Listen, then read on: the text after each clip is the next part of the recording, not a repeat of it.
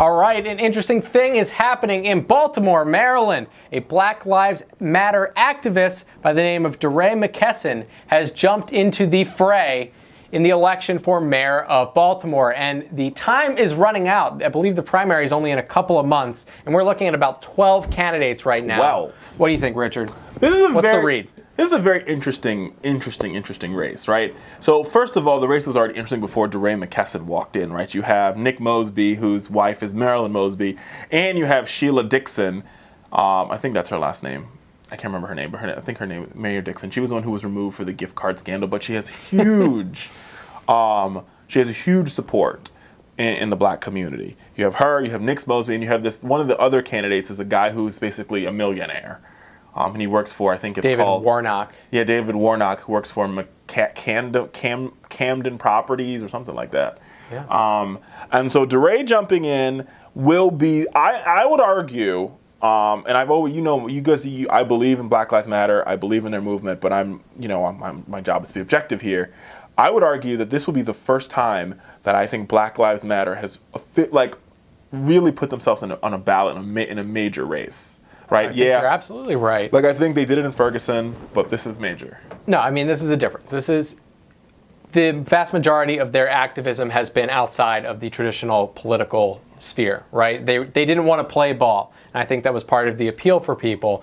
But at some point, you got to go legitimate, right? No, and exactly. That conversation needs to happen at some point because they do have a platform, right? All these people said, oh, Black Lives Matter, it's aimless, and they're not really an organization, and they have no platform. They do. And, I think it's something that, especially in Baltimore, is a city that will be receptive to it. And I want to jump in with this one because I think it's really important that we talk about it is, even though they have a platform, there's a lot of people in Baltimore that have a problem with this. One Facebook comment said the following, I want to read it to you. Man, social media can paint an impressive picture of someone's credentials. You cannot reappear and run for mayor of a city with some deep-rooted issues. Baltimore is a large, mostly segregated, the most economically I can't even read today.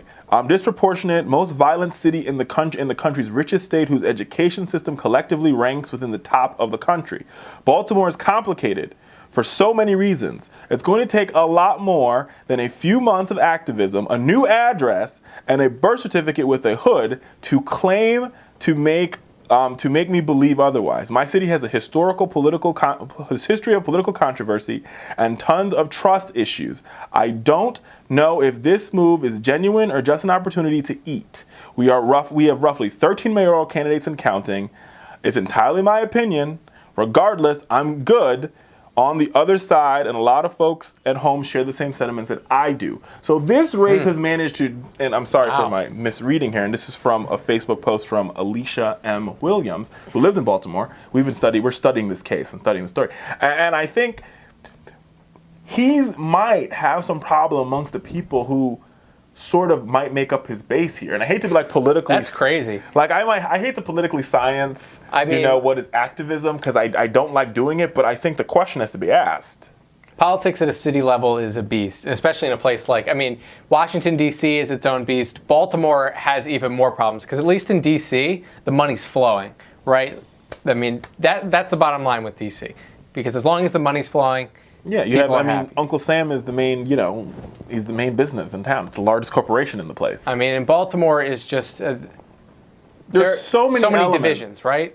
And so the question becomes, I think, for DeRay, and how DeRay wins this, and I just hate that the politically science what is a really, really organic and special and powerful movement, because I think it's so powerful, it's so special, it's captured the hearts and the minds and the spirits of America.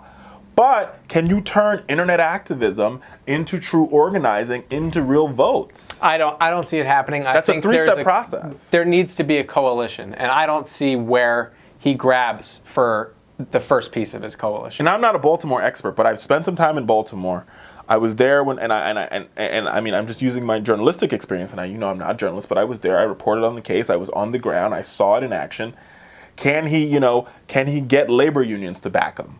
Right? Where's his base? Is his base all Black Lives Matter, or is he doing this to make a statement? And what statements made when you lose?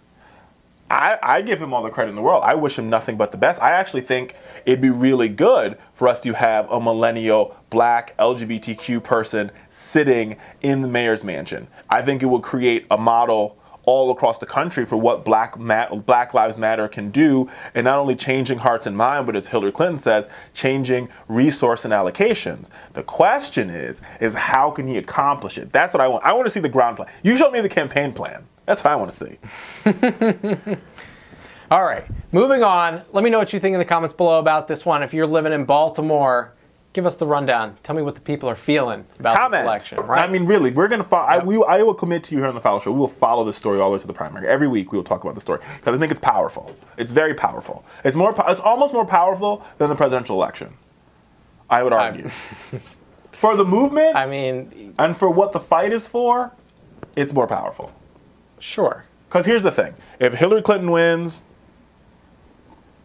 do blacks do better? Maybe. If Bernie Sanders wins, if he can't, well, first is can Bernie Sanders get his stuff through Congress? Probably not. So blacks are back where they were before. Sure. But this is an example of what can be done in what would end up happening. If he wins. If he wins, as folks can model this in other cities, Chicago, namely. If Hillary Clinton, if we're comparing him winning to Hillary or Bernie winning, I think long term it's more important. Yeah, I agree.